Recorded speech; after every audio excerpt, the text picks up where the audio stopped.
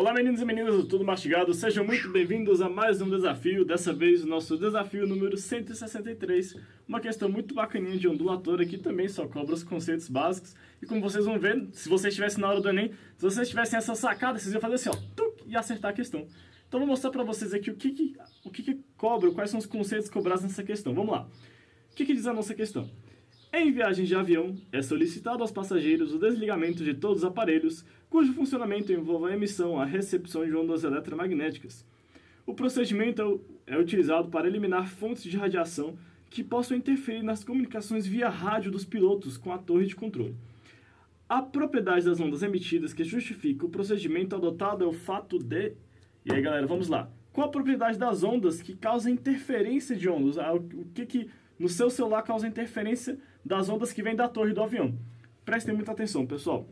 Olha só. Interferência das ondas. O que acontece quando dois pulsos se cruzam no caminho? A gente tem que relembrar esse conceito aqui. Existem duas formas de superposição, beleza, pessoal? Duas formas. A superposição pode ser uma superposição de soma ou uma superposição de subtração. O que acontece? Você tem duas ondinhas bonitinhas, 1 e 2 aqui, caminhando na mesma direção. Quando elas se encontram, o que acontece? As duas estão na mesma fase, ou seja, as duas estão aqui e na linguagem popular para cima, certo? Significa que as duas vão se somar, ou seja, a altura da onda resultante, daqui no encontro, é a altura de 1 mais a altura de 2, beleza? E aí ela fica com essa super altura aqui. Por isso que é de soma, porque soma as alturas, beleza? Aí no número 3, elas saem como se nada tivesse acontecido, como elas nunca se tivessem encontrado, beleza? Muito bem, essa é a superposição de soma. Duas ondas caminhando na mesma fase, se encontram e elas somam as suas alturas, beleza? Elas ficam com amplitude maior, valeu? E aí depois que acaba o encontro, elas saem. Agora, a superposição de subtração. É o efeito oposto, certo? Você tem duas ondas bonitinhas aqui, que estão de fases opostas. E quando elas se encontram, o que acontece? Elas se subtraem. A altura de 2 aqui vai subtrair da altura de 1. E aí vai ficar uma onda pequenininha, menorzinha, certo? Como 1 é maior que 2, a fase de 1 prevalece, né? Ela ainda está para cima, muito bonitinho. Agora, quando elas saem, quando acaba o encontro delas, elas saem também com a mesma altura de antes, como se nunca tivessem se conhecido, né? Como se nunca tivessem se encontrado, basicamente. Essa é a superposição de subtração. Beleza. E qual o grande perigo? Qual a questão de você ligar o seu celular no avião? Por que você não pode ir lá ficar ouvindo a Katy Perry, ou seja, ou ficar atendendo a ligação do seu boy, do seu namorado, dentro do avião? O que acontece, pessoal? Olha só. A torre do avião emite radiações, emite ondas no comprimento de rádio, certo? Elas emitem informações para o avião num comprimento de onda determinado. O que acontece? Por um acaso do destino, ou por um acaso da ciência, as ondas do seu celular, elas têm uma frequência bem perto das ondas que são emitidas pela torre, beleza? O que acontece? A gente tem aqui duas ondas, certo? Perceba que para as ondas se superporem, elas têm que ter basicamente os altos e os baixos na mesma distância, certo? Ou seja, tem que ter os altos e baixos coincidentes. Tem que ter os altos aqui coincidentes para se superporem, para gerar essa interferência.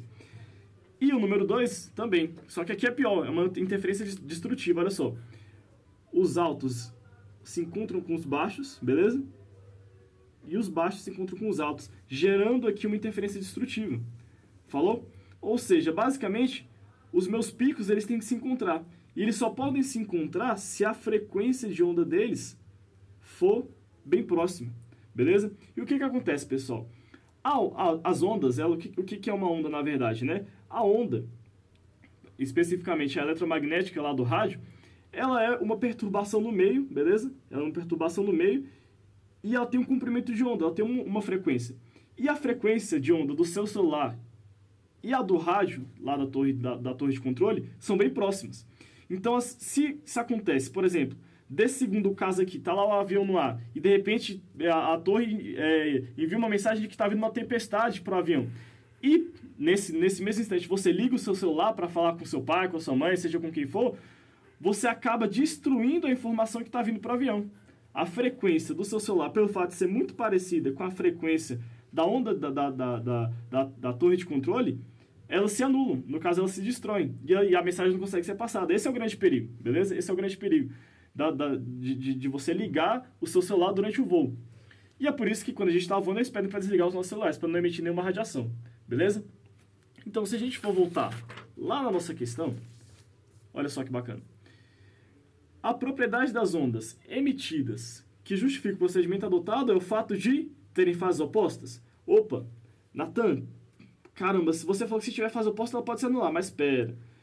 Para ter fase oposta, os picos precisam se encontrar justamente com quem? Os altos têm que se encontrar com os baixos, certo?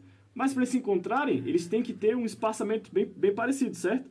Eles têm que ter um espaço entre as ondas parecido. E invertido, no caso. Então, não basta ter fase oposta.